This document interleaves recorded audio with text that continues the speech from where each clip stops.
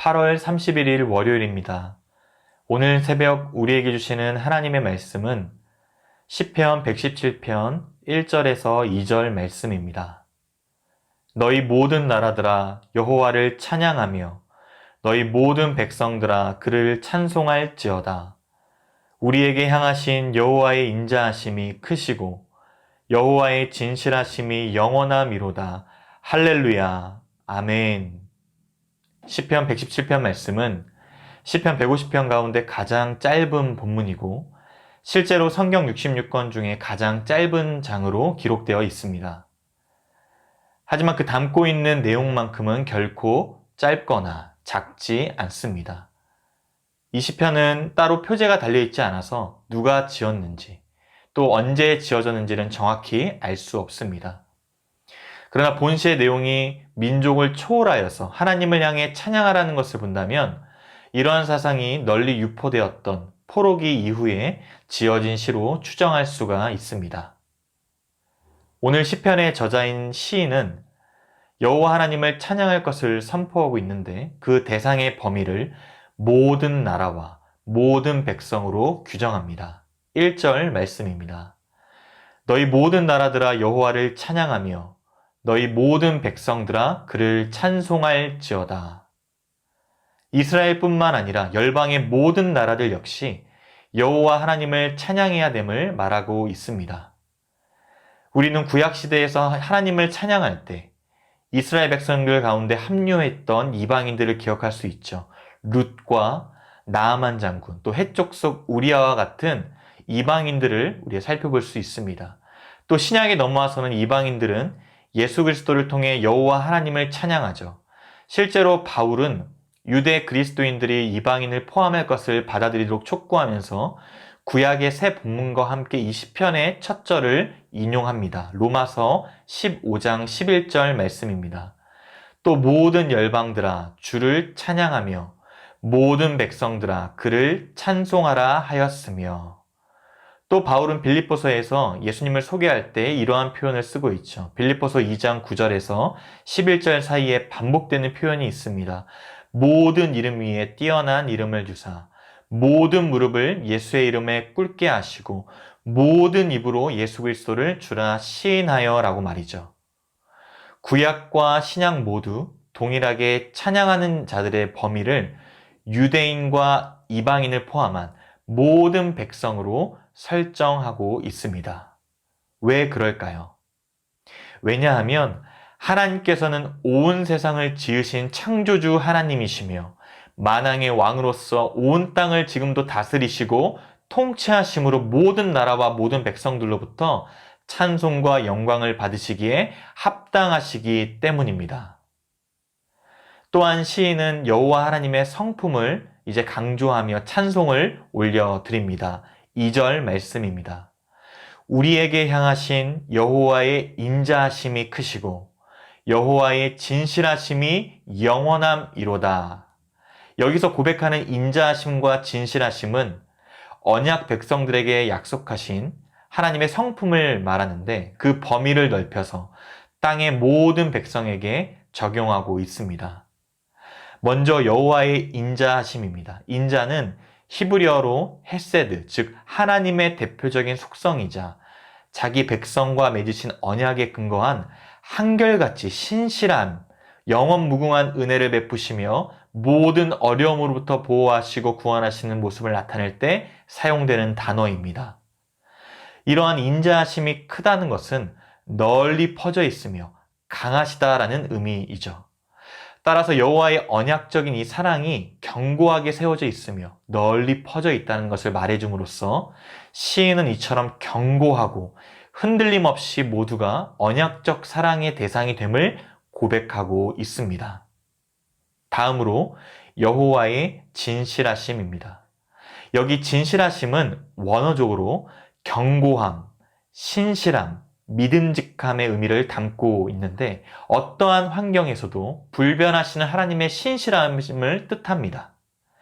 이러한 진실하심이 바로 영원하다라는 것이죠. 하나님의 인자하심이 크고 진실하심이 영원하다는 것은 찬송의 이유이면서 동시에 존재의 근거가 될 수 있습니다. 주의 인자가 크다는 것이 우리의 존재의 근거가 되는 이유는 그로 인하여 우리가 멸망을 피할 수 있기 때문이죠.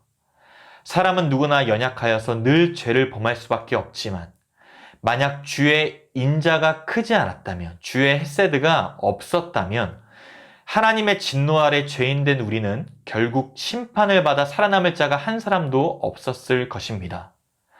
그래서 예레미야 선지자도 예레미야 애가를 통해 이렇게 고백하고 있습니다.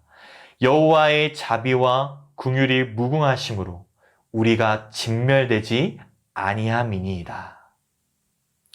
그렇다면 주의 진실이 영원하다는 것이 우리의 존재 근거가 되는 이유는 무엇일까요?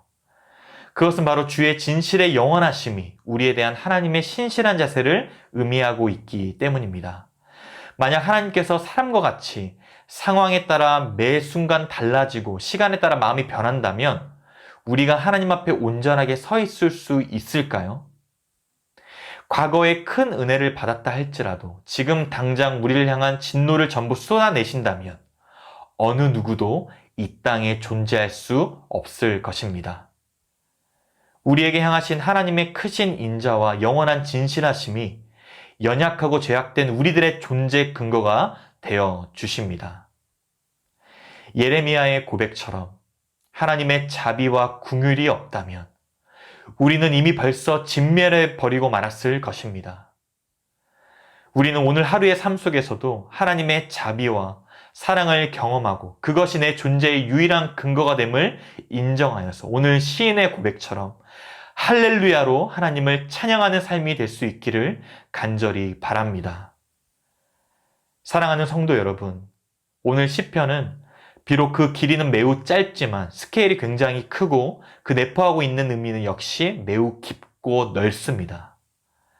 시인은 모든 나라와 모든 백성을 대상으로 인간의 제일 되는 목적이라 할 수 있는 여호와 하나님 찬양을 선포할 뿐만 아니라 그 근거로 하나님의 성품인 인자와 진실함을 제시하고 있습니다.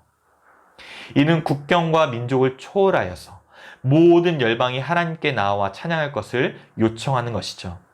하나님을 송축하고 찬양하며 예배하는 것이 이스라엘 백성들만의 특권이나 의무가 아니라 세상 모든 나라와 민족의 특권이자 의무임을 나타내 보여줍니다. 또한 이 장면은 예수 그리스도께서 만왕의 왕으로 다시 재림하실 때 실현될 것이라는 점에서 시편 117편 말씀은 메시아 예언시라 부를 수 있습니다. 장차 하나님의 놀라운 구원의 섭리를 따라서 성취될 미래에 대한 예언적 성경의 말씀인 것이죠. 오늘 말씀처럼 우리에게 향하신 여호와의 인자하심의 크심과 여호와의 진실하심의 영원하심을 늘 고백하며 찬양할 수 있기를 원합니다. 어려운 재난의 때를 보내고 있지만 어떠한 상황에 놓여 있든지 찬송을 올려드리는 것이야말로 하나님께서 가장 원하시고 기뻐하시는 일임을 고백합니다. 지금도 이를 위하여 구원과 회복의 역사를 신실하게 이루시는 주님을 신뢰할 수 있기를 바랍니다. 모든 나라와 온 열방을 향해 여호와의 인자하심과 진실하심을 온전히 증거하시는 우리 모든 성도님들의 삶이 되시기를 주님의 이름으로 축복합니다. 기도하겠습니다. 하나님 아버지 은혜와 사랑을 감사드립니다. 우리에게 향하신 여호와의 인자하심과 진실하심을 영원히 찬양드리길 원합니다. 온 세상 만물을 창조하시고 지금도 여전히 붙드시며 운행하심으로 역사를 주관하시는 하나님께 찬송과 영광과 존귀를 돌리게 하여 주시옵소서. 모든 나라와 모든 민족이 주께 예배하며 찬양을 올려드릴 수 있는 날이 속히 오기를 간절히 소망하오니 우리 존재의 유일한 이유가 되시며 구원을 베푸시는 만왕의 왕 예수 그리스도를 온전히 증거하는 우리 모두의 삶이 될 수 있도록 은혜를 베풀어 주시옵소서. 감사드리며 살아계신 예수 그리스도의 이름으로 기도드리옵나이다. 아멘. 개인적으로 기도하실 때 오늘 주신 말씀을 붙들고 기도하시고 주간 기도 제목을 따라 부상과 민족 그리고 한 주간 승리를 위하여서 또 코로나19 신부상교회 공동 기도문으로 간절히 함께 기도하도록 하겠습니다.